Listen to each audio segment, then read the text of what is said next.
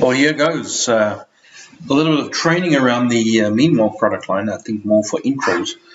I'm going to use the latest catalog, which is the July 2019 catalog. Meanwell does release new catalogs on a 6 months or yearly basis. I'm not sure at this stage. So I've chosen just to start with the LRS, which is an AC to DC enclosed version. And we'll start explaining and going through each model step by step, and we can see how far we can explain the different product line. So let's scroll down. So it says the enclosed LRS series, the features no load power consumption of 0.2 watts. So we're looking at this different area there. What does this mean? So every power supply that's plugged into the wall or connected to an AC source has certain losses, not just from conversion process, but just sitting in an idle version. So a while ago, they created an energy efficient rule that all power supplies that's just connected to the wall needs and not plugged in. For example, like a cell phone charger that's plugged into the wall and doesn't charge a cell phone. So you've got a cell phone charger at home, you leave the thing in the wall and you go to work. But all day long, that cell phone charger is doing nothing but sitting there. Now, in the old days, that thing would just stay warm and just create losses. Now, multiply that by a few billion people around the planet, and you've got a few power stations literally running these power supplies doing nothing. So a law came into effect, making sure that any power supply that's no load connected, so it's not connected to the load, needs to run at extremely low energy levels. So you'll see it's 0.2 of a watt. 0.2 of a watt is very, very little. That's for a 35 or 50 watt unit, and 0.3 for a 75 or 100 watt unit. Right. The next thing I refer to is universal AC input.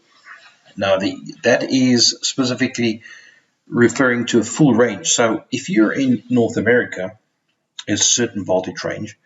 And if you are in places like Africa, you'll obviously find that they have a different set of range. So it could be from 180 to 264. It's usually, for example, like in South Africa, we'll have 220 volts plus minus 10%. So it'll be 180 to that of 240 or even up to 260, which is the ultimate ranges. And obviously the same with America or Canada, you'll find that it is 90 volts. Sorry, 110 volts, and then obviously plus minus 10%.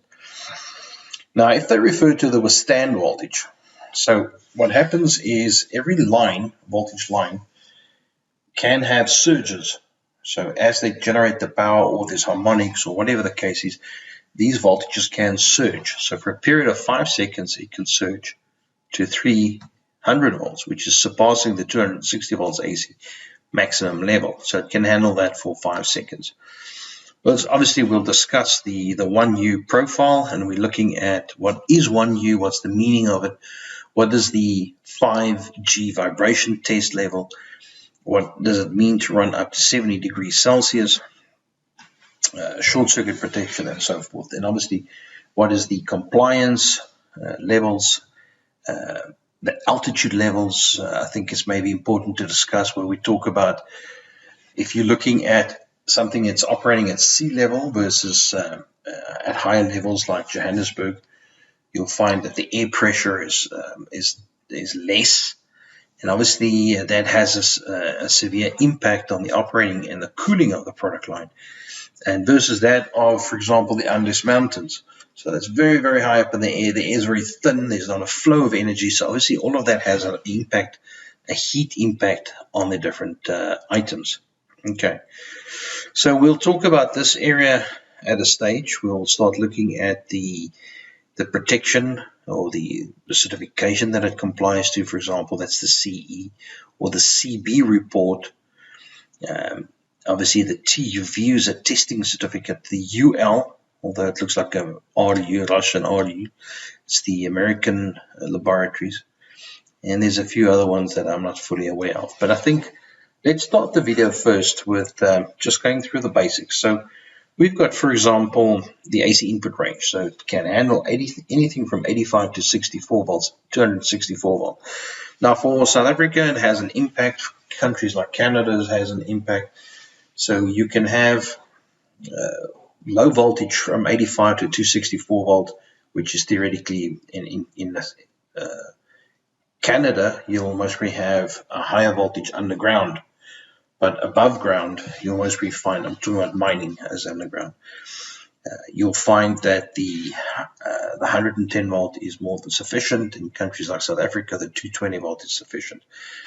But then they also refer to the DC. You know, what kind of DC can you put into it? So in certain circumstances, people would like to feed these power supplies with a DC voltage, for example, stacked batteries. So you would need, for example, 10 batteries in series as a minimum. Obviously, remember, a battery is 12 volt or 10.5 at minimum. You know, it shouldn't go below that. So 10.5 times 12, you get 126. So it's about 12 batteries flat.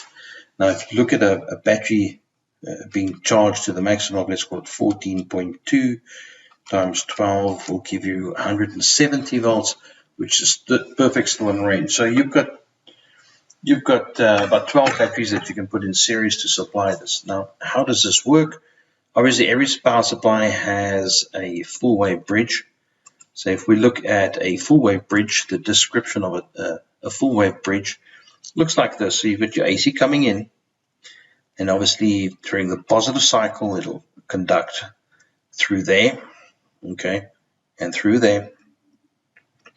And then obviously you've got your DC level, which will then conduct. And obviously with a negative cycle, it'll be opposite. Now I think my explanation is not always sometimes so great, so I've got pretty much a little bit of a video that I think maybe not a bad idea to have a look at from about here onwards.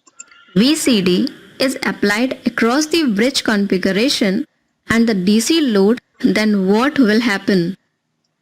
During positive half cycle, the terminal C becomes positive and the terminal D is negative. Under this condition, the diodes D2 and D4 is forward biased, which we can see here. The anodes of both the diodes are at higher potential with respect to cathodes, whereas diode D1 and D3 are reversed biased. As a result, the diodes D2 and D4 behave like closed switches. Therefore, current flows through the load through this path during positive half cycle in the direction A to B. This current varies in magnitude as shown here. In this way, the positive half cycle of output voltage V0 is equal to IRL appears across the load, where RL represents the electric resistance of the load.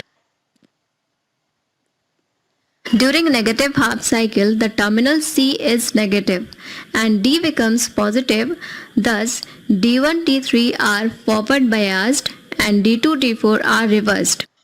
Now current follow this path and it means again from A to B. Therefore, during both part of the cycle, current through load flow in same direction, that is from A to B. Okay, so that obviously has a certain explanation on its own. Forget about the beautiful accent that we're experiencing. Now, right, that explains to you that the DC, so that's how an AC system works with a full wave bridge. So inside the power supply, you've got this full wave bridge that will obviously take the AC wave, but you can obviously still connect a pure DC portion of it. Okay, obviously with the correct polarity, you will then pick it up. You'll supply it with the correct polarity. It'll work through the bridge because a bridge is, if you supply DC, it'll go through it as well. With the correct polarity. So then obviously supplying the DC from a battery, obviously then it will act as a high voltage to a low voltage DC to DC converter as such. Okay, I think let's go off onto the cold start. So what do we mean by cold start of a power supply? So every time you switch on a power supply, think of the internal capacitors as a reservoir that needs to be filled. Think of water flowing.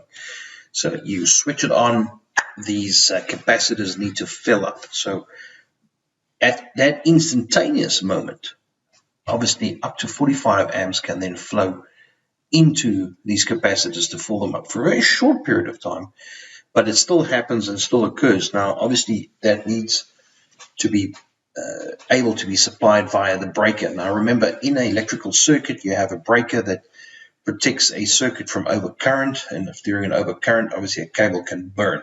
But because this is instantaneous, it will not burn. But if you have sensitive protection, like sensitive tripping circuits or sensitive circuit breakers, that obviously will have an impact. Now, obviously, if you have a standard B, C, D curve breaker, it should be able to handle that period of time for that 45 amps. But if you have, the problem comes in, it's not if you have one power supply, but you've got maybe 5 or 10 or 20 power supplies running off that same circuit. Now, obviously, if you look at 45 amps times, let's call it 5 power supplies, you're looking at 225 amps. Now, that's starting to push the limit of a breaker. Now, if you start finding that the breaker is starting tripping, you may have to go from a C to a D curve breaker to work it out. But I think it's important just to be able to advise the impact of the fact that we have this problem. So if we now look at an inrush current, it says here, inrush current, input surge, or switch on surge is the maximal instantaneous input current drawn by an electrical device when first turned on. Alternating current electric motors and transformers may draw several times their normal full load current when it is first energized for a few cycles of the input wave. Power converters also often have inrush currents much higher than the steady state current. So during normal operations, the amps is much, much lower. But obviously during the startup, it has this enormous impact. Now, if you typically look at the formula, P equals VI. So power equals volts times current. Okay, forget about the power factor, the cos theta portion of it. But this specific power supply has a 35 watt. So if you take 35 watts divided by 220, let's call it standard 220 volt AC supply, we're only looking at an AC current draw of 0.159 amps. So you see the impact of a cold startup of 45 amps is fairly high compared to what the actual current draw is at full 35 watts. Let's forget about the fact that there's losses. 35 watt, you must actually, the correct way is divided by the efficiency of the power supply, okay? And then you'll get the portion that comes in from the AC side. So just using the 35 watts was also incorrect of me to explain it on that level. So if we have a look here, so the 35, for example, the 12 volt one, we're looking there at 86. So 35 divided by 0.86. So out of the AC side, we're actually drawing 40.69. So let me just explain it on screen. So we've got 35 watts divided by 0.86. You'll see 40.69. Okay, that's being drawn from the AC side as such. So where do we have it now? There's a calculator there. So divide that then obviously by, let's call it worst case scenario, 180 volts, which is what theoretically our lowest voltage should be. Okay, which is still 0.22 amps, but obviously a factor of the 45 amps is a few hundred times higher. Okay, so yeah, I think that's starting to explain that portion of it in depth.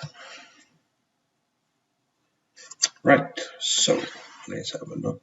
Control F10. Nope, doesn't happen. So let's try. This one here. Oh.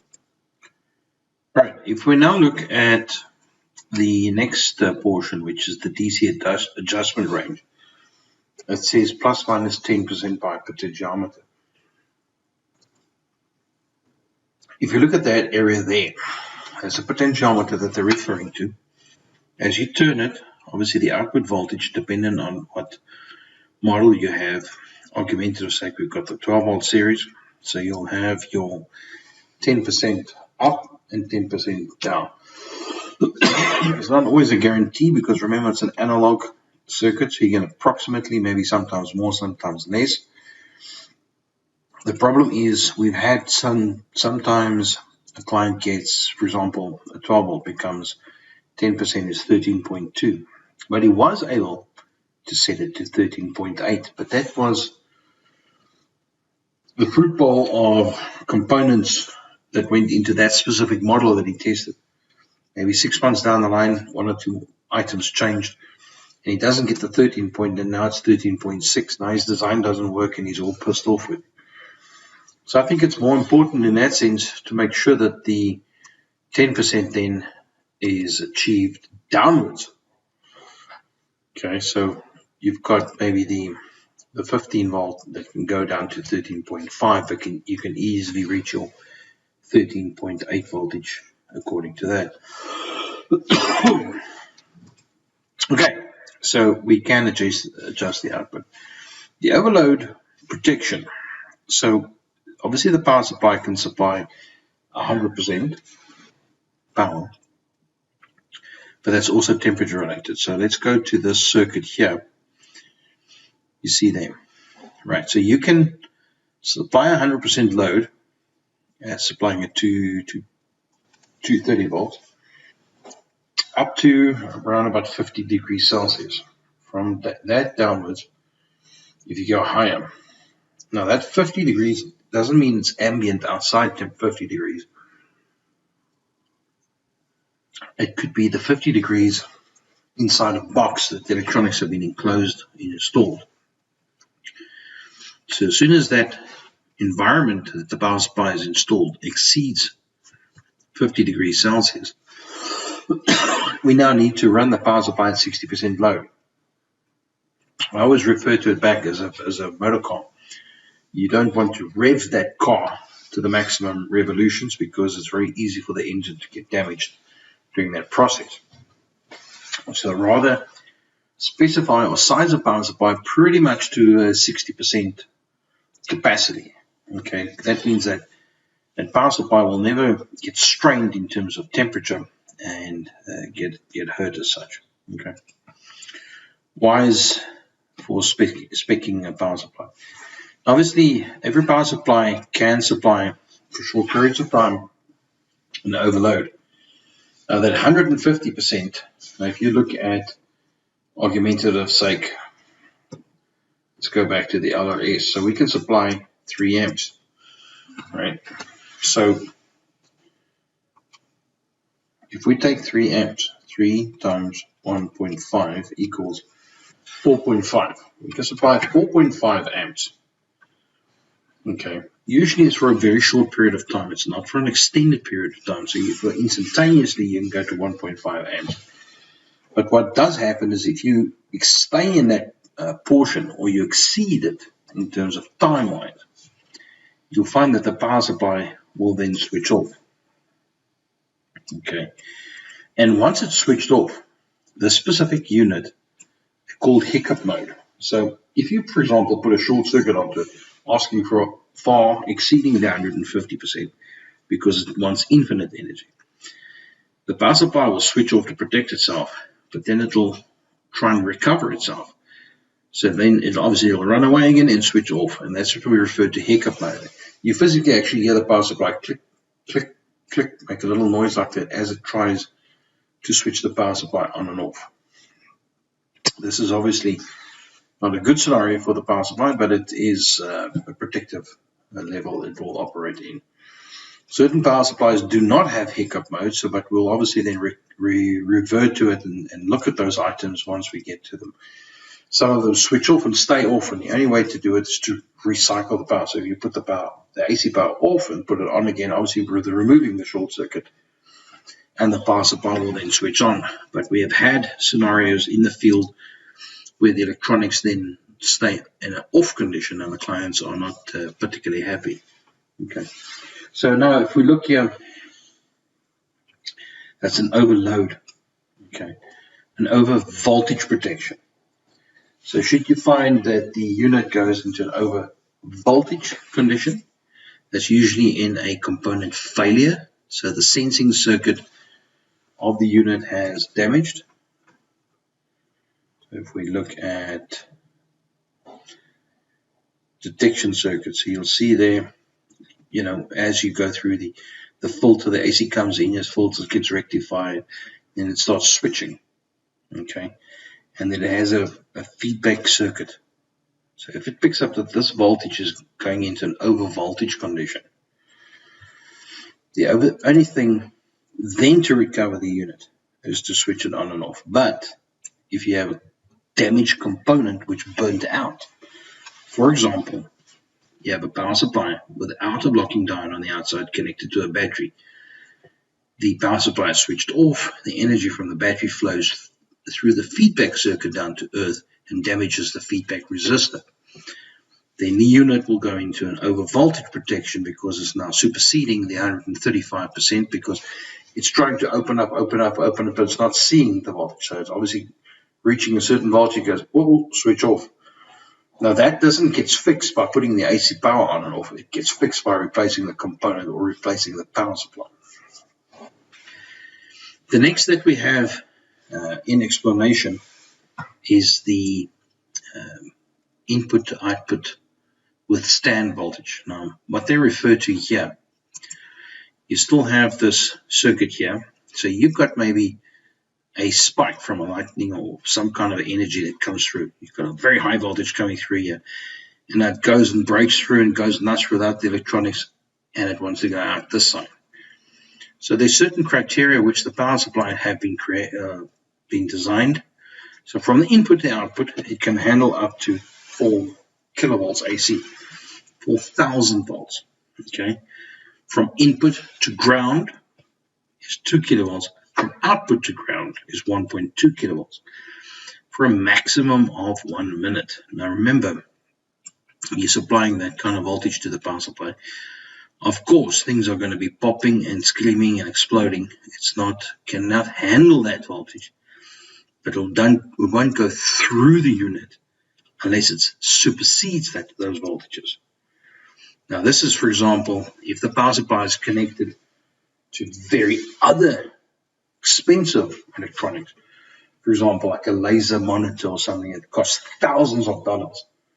Now, obviously, you would like to have the $20 item blow up rather than the few $1,000 item. So those are the quite important withstand voltage criteria that any power supply requires to have. The next up is obviously the temperature. I think we've spoken about that, where it can operate from minus 30 to 70 degrees Celsius, obviously with a derating ability.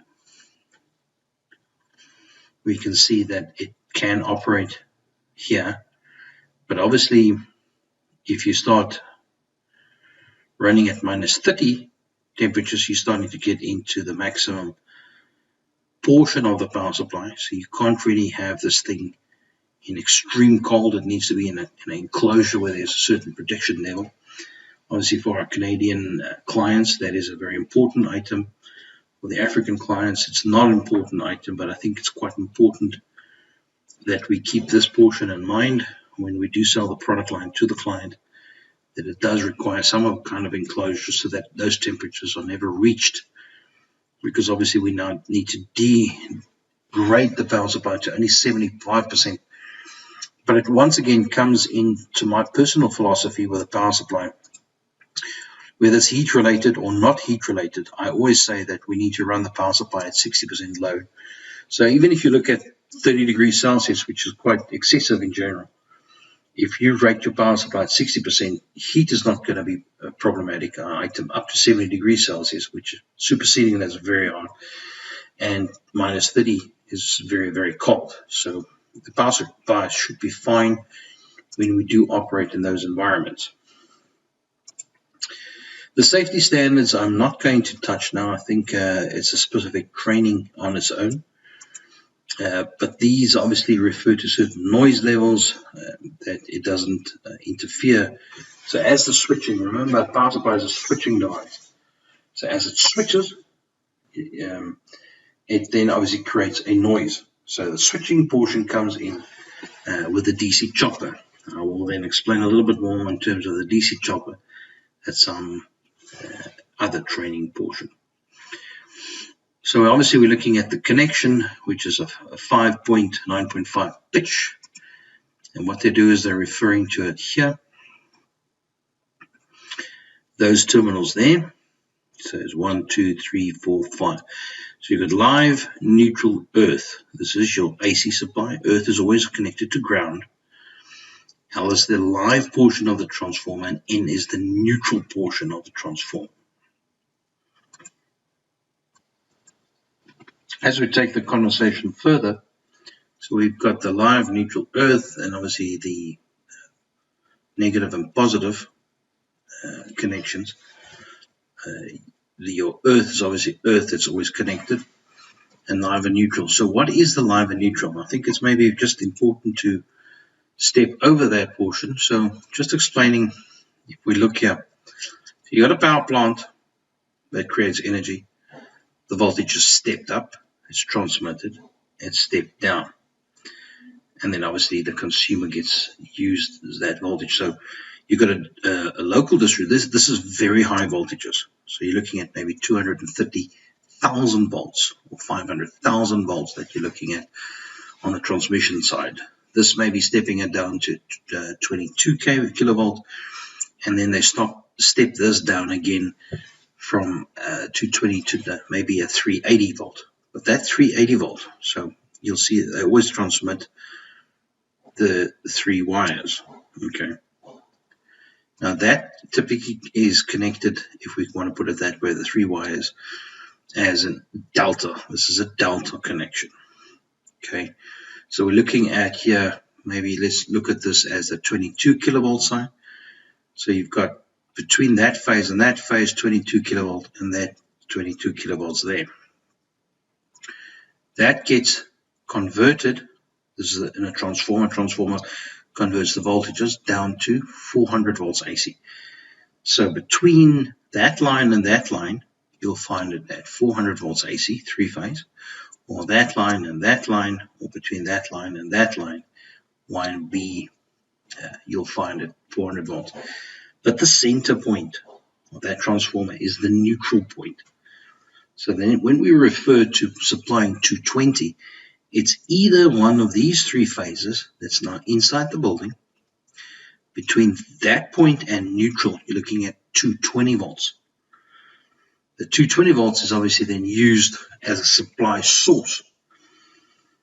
And that's where the neutral portion of it comes in.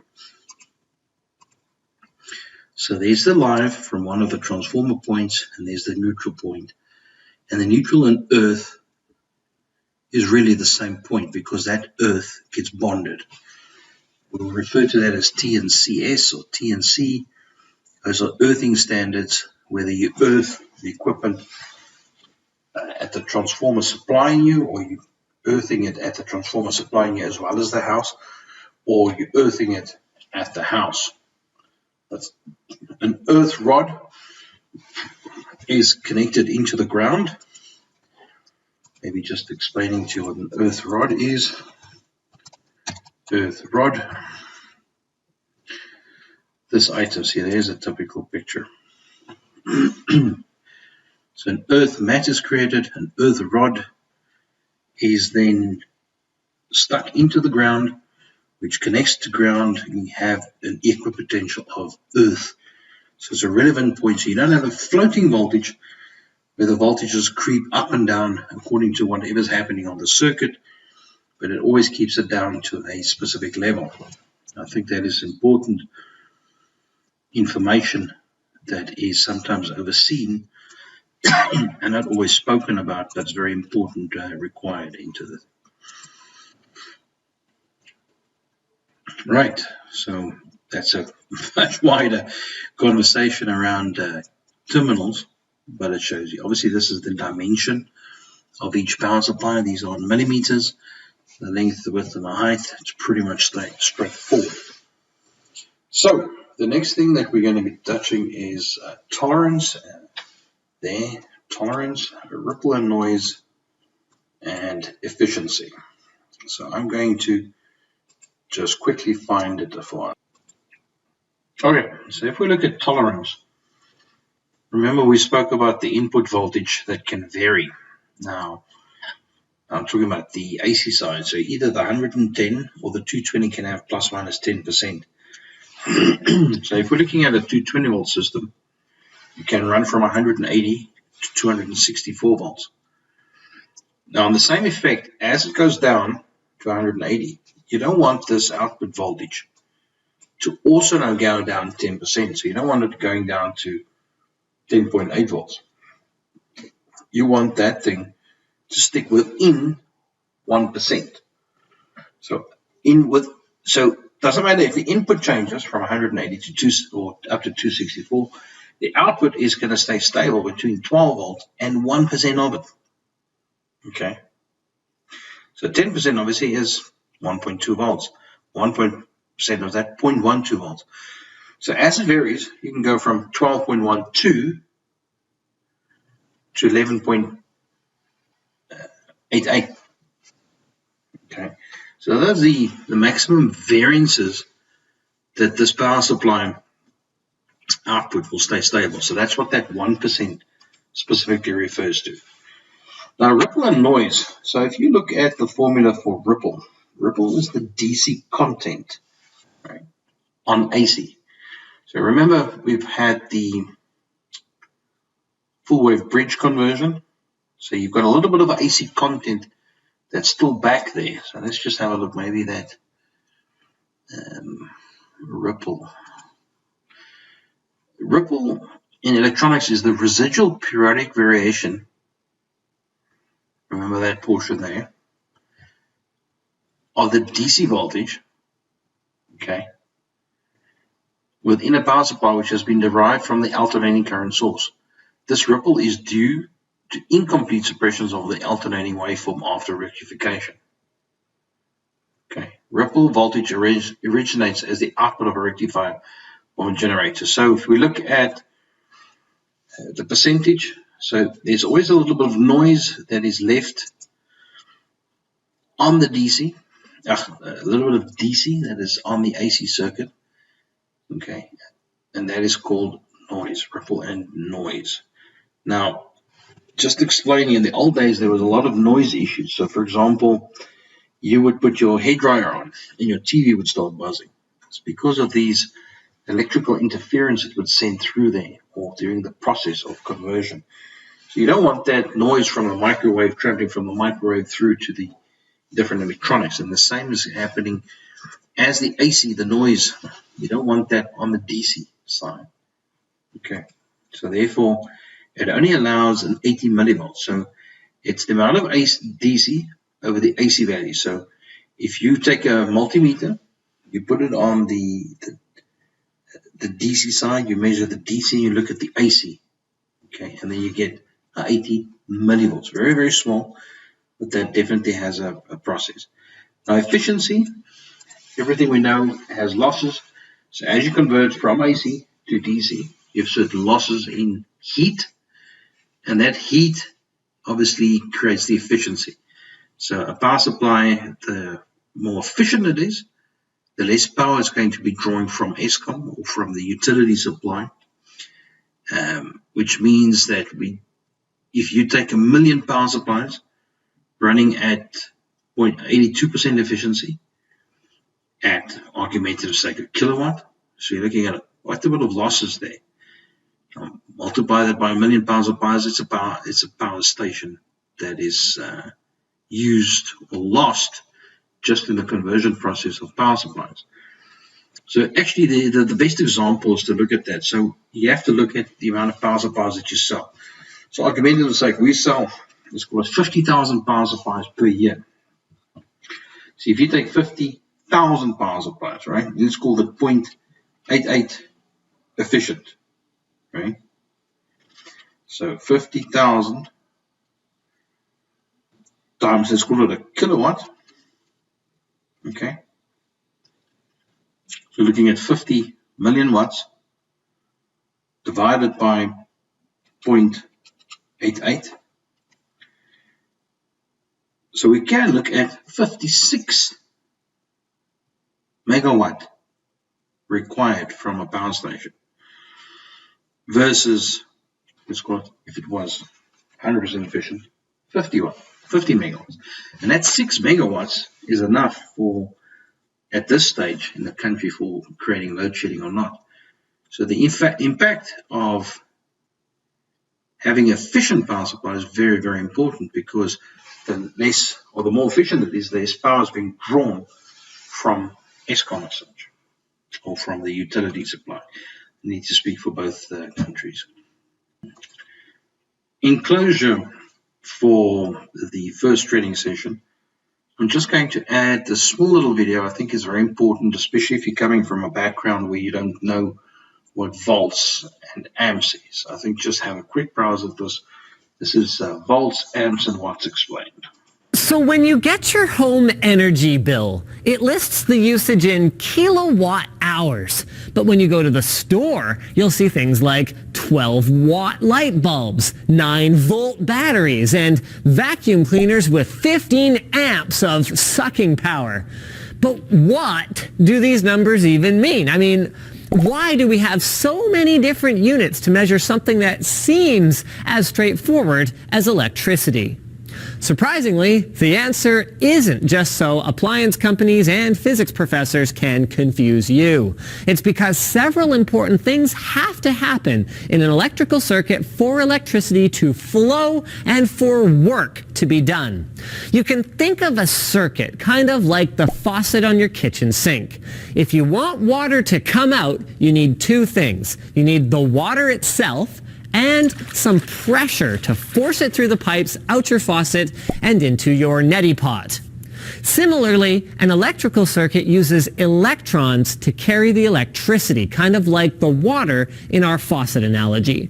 But those electrons need something to push them along a circuit.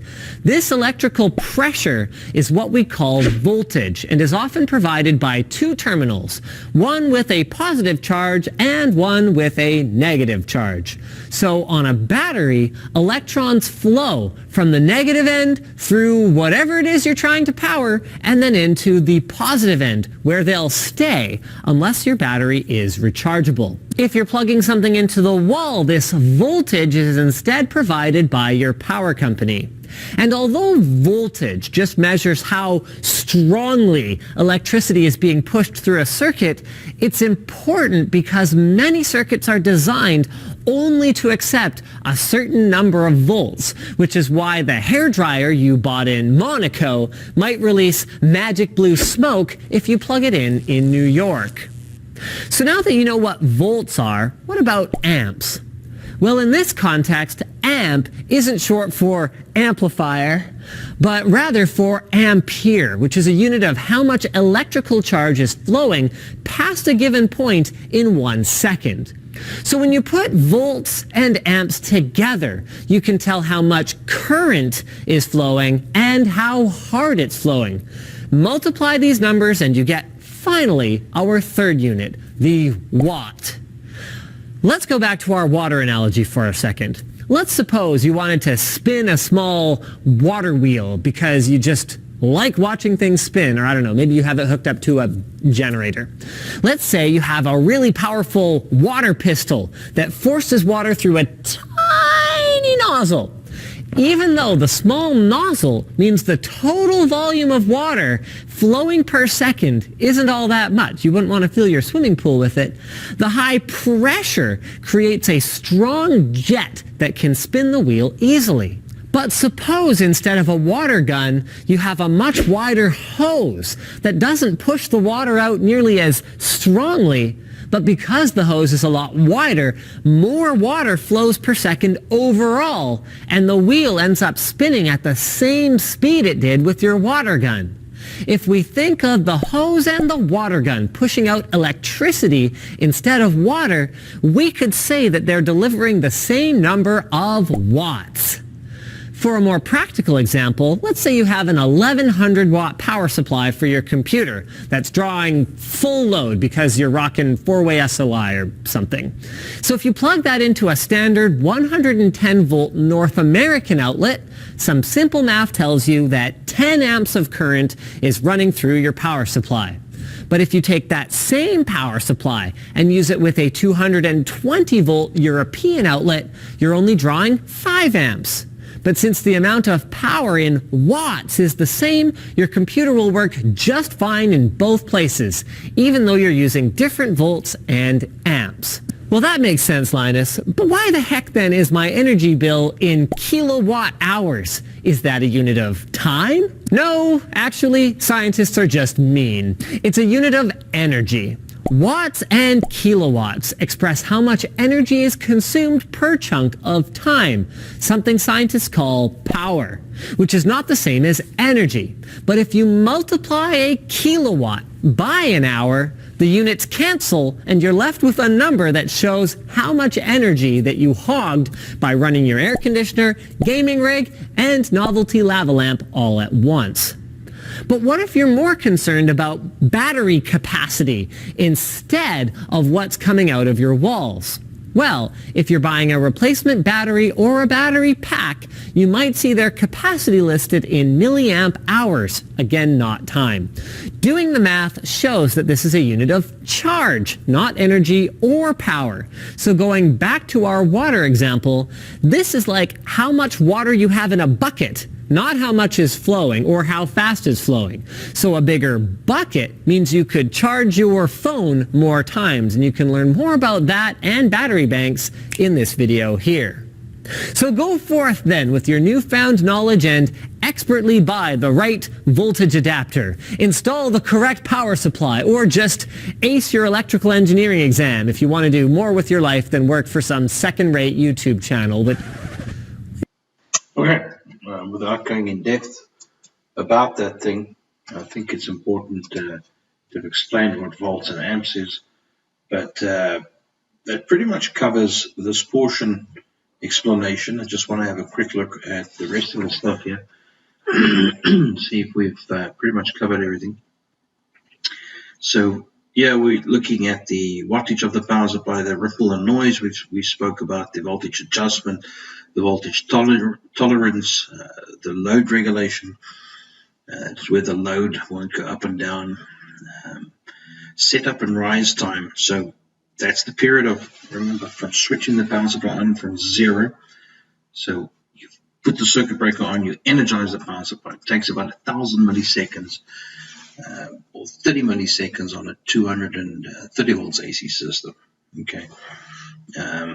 Just before it can fully operate. So it means that if you have electronics that needs to act instantaneously, you must make sure the power supply has AC source on it before it needs to react. You can't switch the power on and expect the electronics to work instantaneously.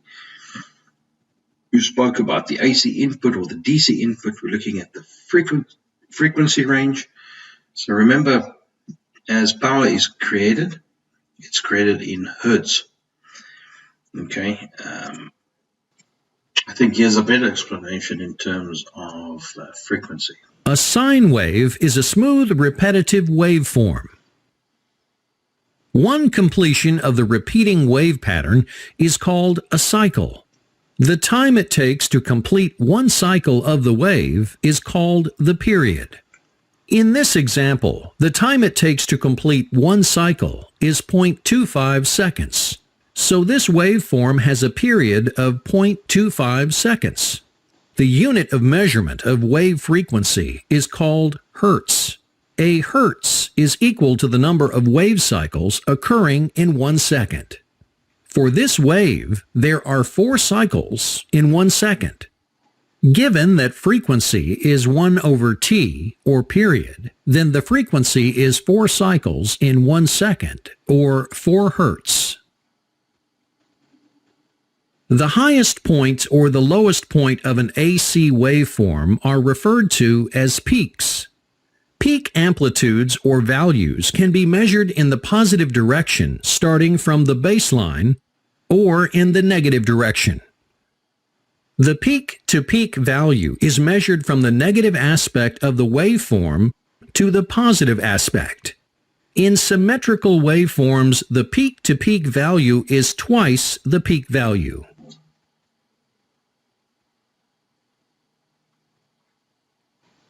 AC meters generally do not read in peak values or peak-to-peak values, whether it is voltage or current. AC meters will read in root mean square or RMS values, also referred to as effective values. If the DC is set at 10 volts, this will produce a certain amount of power and heat in the resistor. If you regulate the AC input in the AC circuit until you reach the same amount of power and heat, it will require 14.14 volts peak to be as effective as the 10 volts required in the DC circuit. This is due to the alternating characteristic of an AC wave whereby voltage oscillates between peak-to-peak maximum values. Thus, on average, full voltage is not being continuously delivered to the AC circuit to generate the same power as a DC circuit. Therefore, to compensate, AC circuits need higher voltage input. When the power in the DC matches the power you produce in the AC voltage of 14.14 volts at its peak is as effective in producing the same power as 10 volts in a DC circuit. Therefore, we can define the AC peak value as 1.414 times 10 volts or 10 RMS, which equals 14.14 volts.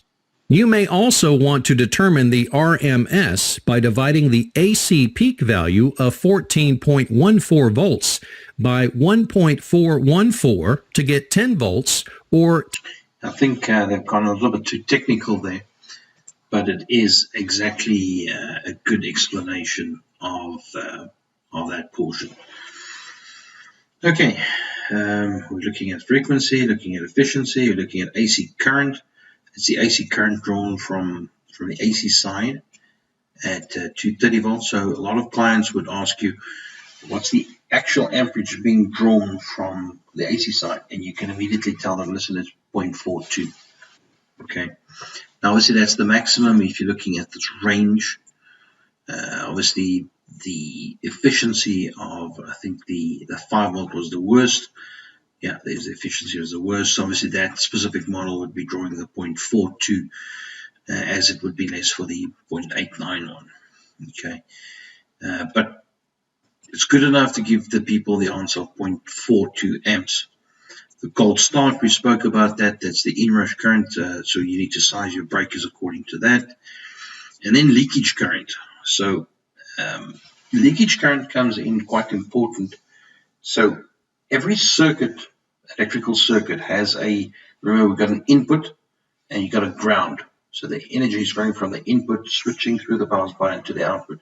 But there's a certain leakage down to earth.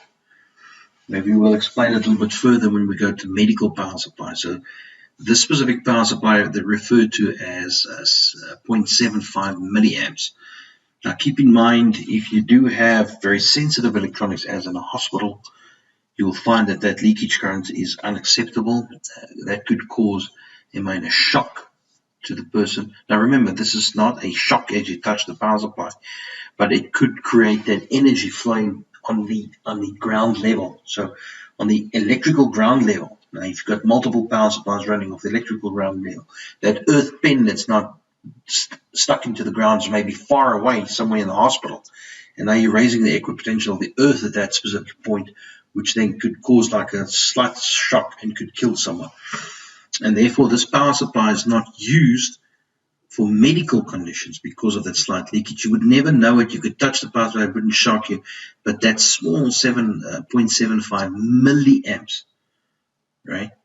0.75 times 10 to the power minus 3. So very, very, very, very little amps that's leaking into the ground. Okay, so it's not something to be concerned about in general, but it's concerning when it comes to medical power supplies. Overload, we've spoken about the overload, we spoke about the hiccup mode, we spoke about the voltage adjustment, we spoke about the shutdown, the repower to recover, we spoke about the temperature, the working humidity. Obviously, we don't want the equipment to work in a very high humidity because it'll cause water that could create short circuits. Okay, the storage, we haven't spoken about that, but there's just a range of storage temperature, obviously, that you need to do it. The temperature coefficient, okay, and then the vibration. So if you take a 3-dimensional axis,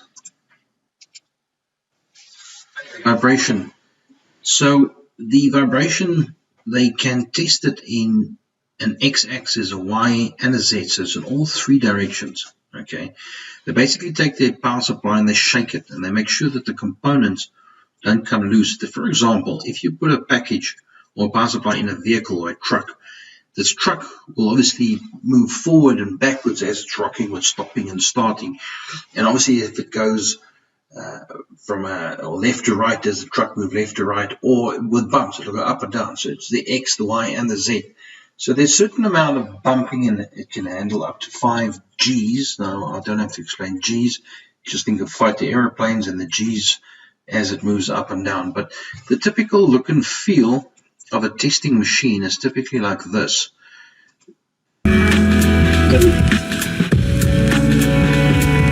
They would then obviously shake the power supply and make sure that it is then tested to be able to handle. That's obviously just a box that they've such tested, but they make sure that the power supply requires these vibration and doesn't fall apart. We're not going to go into the safety categories, the safety standards. With stand voltage, we've spoken about there. The input, output, and the ground, we spoke about the isolation resistance. So the input, output to ground, and output to, there's a resistance value of 100. If you put a multimeter on it, you'll see it gives you 100 milliohms levels. So these are all technical stuff 99% people don't require. Now, MTBF, that stands for mean time before failure. So according to Meanwell, this power supply in an operating condition of 25 degrees Celsius. Now remember, the most thing that damages a power supply is temperature. Okay, temperature heats up the capacitors during the conversion process and destroys it. So if the power supply gets adequate cooling and it's running at 25 degrees Celsius, this power supply should last 763,000 hours. Okay, fairly robust, fairly operational, but it does have a lifespan where things do dry out, and obviously the power supply will then fail and be thrown away. That's excluding spikes and all that kind of stuff that happens. So these are just normal, perfect environment, dust-free, that it will operate at those temperatures or those operating hours. Okay, I think let's just quickly go through here. AC input voltage, we spoke about the withstand voltage, we spoke about no load, we spoke about the 1U. I think maybe just quickly, if we can go back to 1U. So in 1U, they refer to it as equipment in a 1U rack size.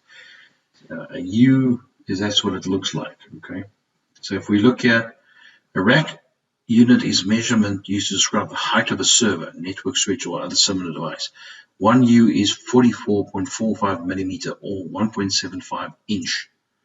Okay, so obviously 2U is 2 and 4U is higher, but the specific power supply then can operate within a 1U environment.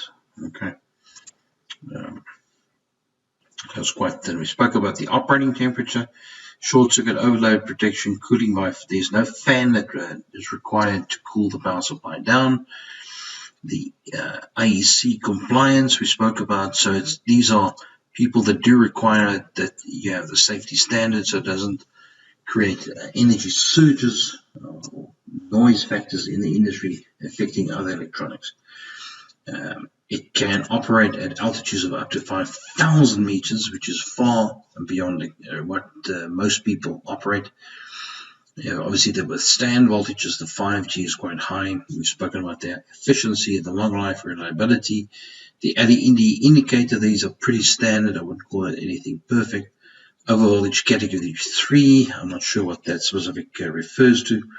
The burning test, so every power supply that's built gets put into a testing chamber, and they physically test the power supply for a period of time in a heated environment and make sure that the power supply doesn't fail. So as you get the power supply, it has gone through a period of time where it's been tested. So it's not just raw off the table, shoved into a box and sent with a few rice kernels. It is literally goes through a testing period, and it gets then obviously sent to the client. Obviously, it just shows you the specific power supply is used in industrial automation machinery and so forth. But keep in mind that you can touch it with your fingers, so it's not something that you can keep in the open area. It has to be built inside something that ensures that children, for example, can't stick their fingers and kill themselves. So it's typically industrial. I know they say household appliances, but it's not raw sitting on a table supplying a household. It has to be inside a household appliance because of electronics. Okay, so that pretty much explains the intro of the specific LRS range.